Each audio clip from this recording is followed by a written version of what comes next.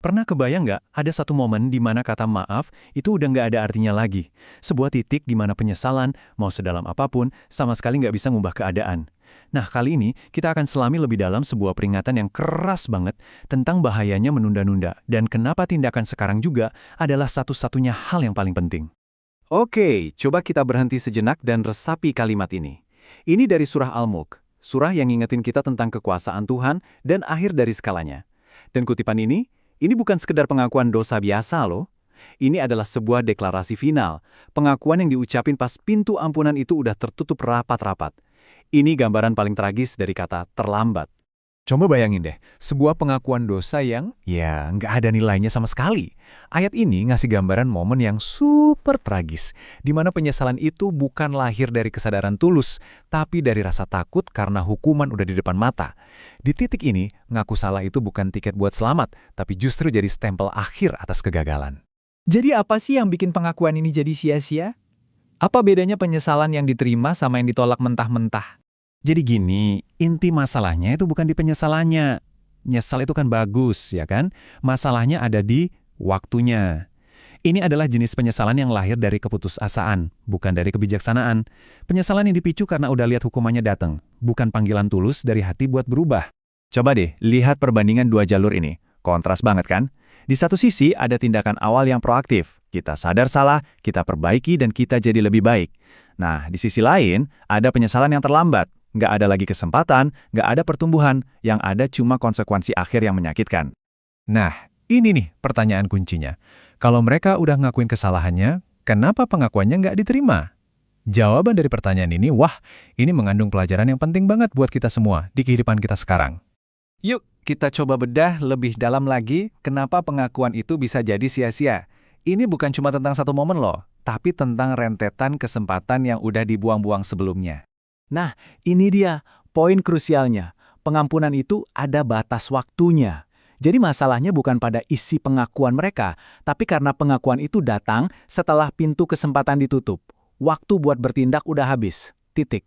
Pengakuan mereka itu bukan lahir dari hati nurani, tapi karena kepepet. Pengakuan itu baru muncul setelah semua bukti yang nggak bisa dibantah lagi ada di depan mata.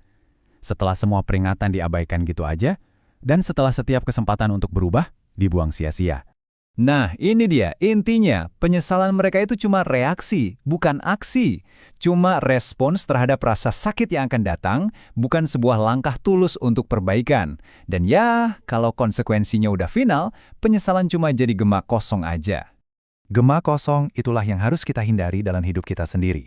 Mungkin ini kedengarannya kayak cerita di akhir zaman ya, tapi peringatan ini relevan banget buat hidup kita sekarang. Jadi pertanyaannya, gimana cara kita terapin pelajaran ini dalam keseharian kita? Oke, ini bagian yang paling penting. Gimana caranya kita mengubah pengetahuan ini jadi tindakan nyata?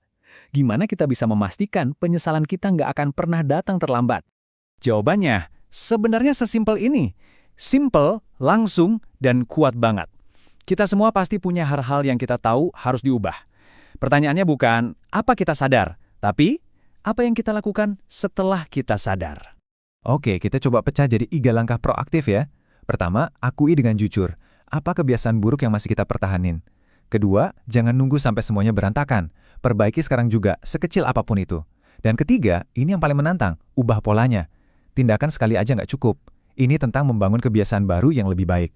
Baiklah, kita sudah sampai di akhir pembahasan kita.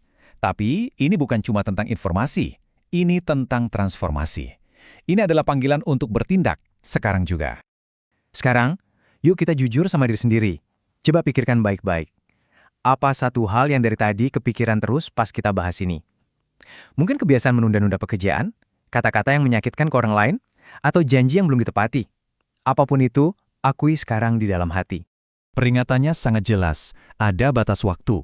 Jendela kesempatan buat Anda untuk berubah, untuk minta maaf, untuk memperbaiki diri itu lagi terbuka lebar sekarang.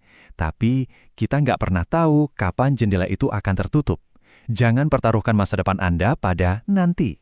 Ini bukan buat menakut-nakuti, tapi untuk membangunkan kita semua. Setiap detik yang kita pakai untuk menunda adalah kesempatan yang hilang selamanya. Jadi, pilihlah tindakan, pilihlah perubahan, dan lakukanlah sekarang. Karena pada akhirnya, menyesal saja tidak akan pernah cukup.